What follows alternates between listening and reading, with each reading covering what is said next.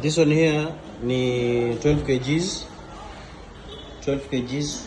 washing capacity and 8 kgs drying capacity, and this is the control panel, and this ni display yake, and inside here is the drum.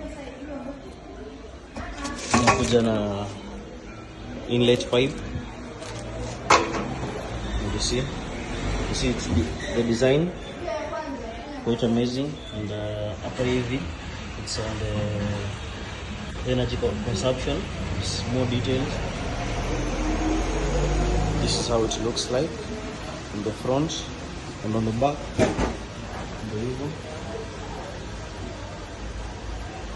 So place ya kuwekea sabuni ni hapa.